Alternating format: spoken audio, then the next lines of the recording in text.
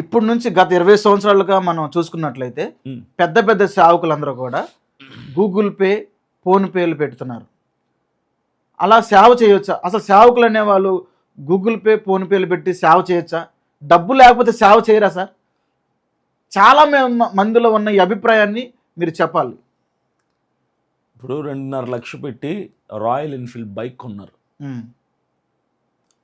నడుస్తుందా బైక్? నడవదు. 2.5 లక్షలు పెట్టిన బైక్ నడవదా? నడవదు. ఎందుకు నడవదు? పెట్రోల్ పోయాలి కదా. పెట్రోల్ పోయాలి. పెట్రోల్ పోస్తేనే బండి నడుస్తుంది. పరిచర్య కూడా అంతే.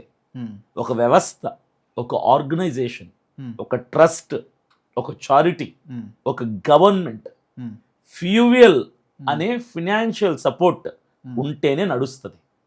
ఒక చర్చ్ అయినా, ఆర్గనైజేషన్ అయినా, ట్రస్ట్ అయినా, చారిటీ అయినా, గవర్నమెంట్ అయినా ఫినాన్షియల్ సపోర్ట్ అనే ఫ్యూయల్ ఉంటేనే ముందుకు నడుస్తుంది. ఈ మాత్రం కామన్ సెన్స్ లేని వాళ్ళు మాట్లాడతారు. ఎందుకు ప్రజలను డబ్బులు అడుగుతున్నారంటే, నువ్వు గవర్నమెంట్కి ట్యాక్సులు కట్టడం మానేరా, నువ్వు గవర్నమెంట్కి ట్యాక్సులు కట్టడం మానే. ఏ ఆధారంతో ఈ స్టేట్మెంట్ మీరు ఇవ్వగలుగుతున్నారు సార్? ఇప్పుడు గవర్నమెంట్ ఎలా నడుస్తుంది? బైబిల్ ఆధారమా దీనికి? నేను బైబిల్ వరకు అక్కర్లేదు, మానవ జ్ఞానం చాలు దీనికి. గవర్నమెంట్ ప్రజల సొమ్ముతో కాదా నడిచేది? అవును కదా, ట్యాక్సెస్తో నడుస్తుంది. ట్యాక్సెస్తోనే కదా. మరి గవర్నమెంట్ నడవాలంటేనే నీ కష్టార్జితంతో డబ్బు తీసుకున్నప్పుడు ఒక చర్చ్, ఒక మినిస్ట్రీ, ఒక సంస్థ నడవాలంటే ప్రజల డబ్బు కావాలి కదా. తీసుకొని మేము ఏం చేస్తున్నాం? మరలా ప్రజలకి మేలు చేస్తున్నాం. గవర్నమెంట్ ప్రజల డబ్బు తీసుకొని మరలా ప్రజలకి మేలు చేస్తుంది. ఉచిత స్కీములు పెట్టారు, ఏమో కొన్ని స్కీములు పెట్టారు, గవర్నమెంట్ స్కీమ్స్ అన్ని కూడా ఉచితంగా ఎవరికి ఇస్తున్నారు? ప్రజలకి. ఆ ప్రజలకి ఇచ్చే డబ్బు ఎవరిది? ప్రజలదే. ప్రజల దగ్గర తీసుకొని తిరిగి మరలా ప్రజలకే ఖర్చు పెట్టడం అది ఒక సంస్థ విధానం, అది ప్రొసీజర్. అది ఇప్పుడు చర్చ్ ఉంటుంది, మాకు చర్చ్ నడవాలి, చర్చ్ కట్టాలి, మెయింటెనెన్స్ ఉంటుంది, బోల్డ్ అని ఖర్చులు ఉంటాయి. ఎక్కడి నుంచి రావాలి? చర్చ్కి వచ్చే వాళ్ళు ఇవ్వాలి. తప్పులేదు కదా. ప్రభుత్వం ప్రజల మీద నడుస్తున్నప్పుడు ప్రజల డబ్బు మీద మేమెందుకు నడవకూడదు? మేమే డబ్బు తీసుకొని దోచుకొని వెళ్ళిపోవటం లేదు కదా. ప్రజలతోనే ఉన్నాం, ప్రజల కోసమే ఖర్చు పెడుతున్నాం. ఇప్పుడు నేనున్నా, నాదొక సిపిఎఫ్ అనే ఆర్గనైజేషన్ నేను స్టార్ట్ చేశాను. ఇప్పుడు ఆర్గనైజేషన్ రన్ అవ్వాలంటే ఫినాన్షియల్ సపోర్ట్ కావాలి. వీళ్ళు ఏమంటారంటే, అసలు నువ్వు పెట్టనే వద్దు, నువ్వు డబ్బులు అడగనే వద్దు అంటారు. అది వెర్రివాడి మాట విధానం అంటది. నువ్వు చెయ్యవు, అమ్మ పెట్టదు, అడక్క తిన్ననివ్వదు అన్నట్టు ఉంటుంది ఈ ప్రస్తావన. నేనేమంటానంటే, నాకు కొన్ని వందల మందికి, వేల మందికి సహాయం చేయాలనుకుంటున్నా. నేను ఒక్కడే చేయగలనా? నా కుటుంబాన్ని నేను నడుపుకోగలను. మిమ్మల్ని నేను డబ్బు అడిగేది నేను కారు కొనుక్కోవడానికి కాదు, నేను తినడానికి కాదు, నేను బట్ట కొనుక్కోవడానికి కాదు, నా ఇల్లు గడుపుకోవడానికి కాదు, నేను సర్వైవ్ అవ్వటానికి కాదు. నేను డబ్బు అడుగుతున్నది ప్రజలకి మేలు చేయటానికి అడుగుతున్నా.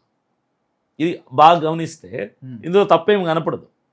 అసలు ఫోన్పే, గూగుల్ పే పెట్టుకుంటే తప్పేంటి? ఏం నేరం ఉంది? నేను ఎవరినైనా కాలర్ పట్టుకొని బెదిరించి, ఒప్పించి, మెప్పించి డబ్బులు తీసుకుంటున్నానా?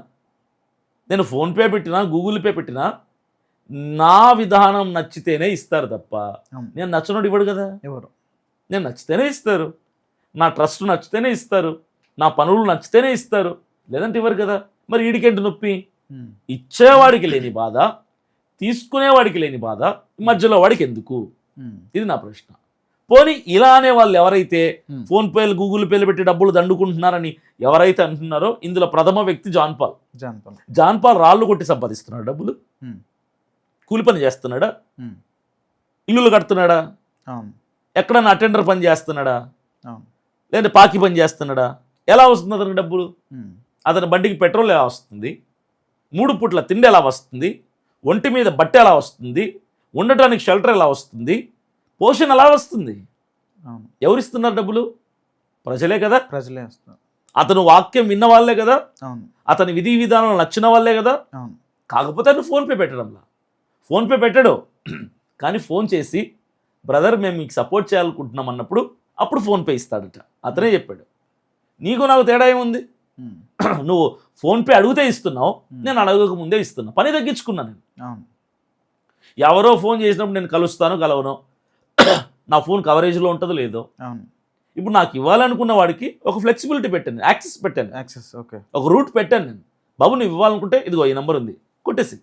నువ్వేం చేస్తున్నావు? పెట్టడంలా. ఫోన్ చేస్తే ఇస్తున్నావు. నువ్వు ఫోన్ చేసినా ఇచ్చేది ఫోన్పే నెంబరే, నువ్వు ఫోన్ చేయకపోయినా ఇచ్చేది ఫోన్పే నెంబరే. నువ్వు నీకు వచ్చినట్టే నాకు వస్తుంది. నేను ఒప్పేంటారా నాకు అర్థం కాదు. తప్పు కదా అది. అవును. ఇప్పుడు అతను కష్టపడి సంపాదిస్తే నన్ను అనాలి. అతను ఫోన్పేల నుంచే, అవును, నేను ఫోన్పేల నుంచే. అతను ప్రజల డబ్బు మీదే, నేను ప్రజల డబ్బు మీదే. నువ్వు ఎవడికి ఒక రూపాయి ఇవ్వవు. నువ్వు ఏ క్రైస్తవం మీద దాడి జరిగినా ఎక్కడా స్పందించవు నువ్వు. నేను స్పందిస్తా. నేను ఎవరైనా అవసరతల్లో ఉన్నట్టు నాకు తోచిన సహాయం నేను చేస్తా. నువ్వు ఎప్పుడేం చేసావా? మరలా నన్ను అంటారు వీళ్ళు. చాలా విచిత్రంగా అనిపిస్తుంది నాకు. ఫోన్పే గూగుల్ పే పెట్టి తీరతా. నాకు నచ్చినోడే నాకు ఇస్తాడు. ఇచ్చిన ప్రతి రూపాయికి నేను కరెక్ట్గా కష్టపడి పనిచేస్తున్నా. నేను తీసుకుంటున్నా, ఖర్చు పెడుతున్నా, తీసుకుంటున్నా, పని చేస్తున్నా. నాకు అర్హత ఉంది, నాకు హక్కు ఉంది. దీన్ని ప్రశ్నించడానికి ఎవరికి హక్కు లేదు. చాలామంది, అంటే చాలామంది కాదు, జాన్ పాల్ కూడా మిమ్మల్ని ఎప్పుడు నిరంతరం ఒకటే మాట అంటూ ఉంటాడు. ఏమని? ఆన్లైన్ బెగ్గర్ అని చెప్పేసి అంటూ ఉంటాడు. దానికి మీ సమాధానం? John Paul offline beggar. మీ దృష్టిలో నిజమైన దేవుడు అంటే ఎవరు? నిజమైన దేవుడు అంటే సృష్టిని కలుగచేసిన వాడు. ఆయన ఎవరు? యేసుక్రీస్తు ప్రభువుల వారు. స్ట్రైట్ ఆన్సర్ అంటే యేసుక్రీస్తు ప్రభువుల వారు నిజమైన దేవుడు. ఆయన తప్ప వేరొక దేవుడు లేడు. ఆయనే రాజులకు రాజు, ప్రభువులకు ప్రభువు. దేవతలు అనబడిన వారు కోటాను కోట్ల మంది ఉన్న దేవుడు ఒక్కడే. సూర్యచంద్ర నక్షత్రంలో నోటి మాట చేత కలుగు చేసిన దేవాది దేవుడు ఒక్కడే. ఆయన యేసుక్రీస్తు ప్రభువుల వారు. ఆయన నరావతారిగా భూమి మీదకి దిగి వచ్చిన వాడు.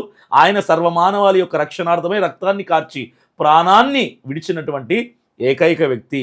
మరణించి 3వ రోజు సజీవుడుగా మరణాన్ని గెలిచి సమాధి తలుపులు తెరిచి తిరిగి లేచినటువంటి ఏకైక విజేత, విజయశీలుడు, మరణాన్ని గెలిచిన అమరవీరుడు యేసుక్రీస్తు ప్రభువుల వారు. ఆయన తప్ప వేరొక దేవుడు లేడు. ఆయనే దేవుడు. ఆయన దేవుడు కాదండి? కాదు.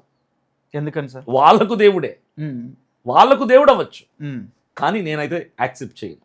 ఓకే.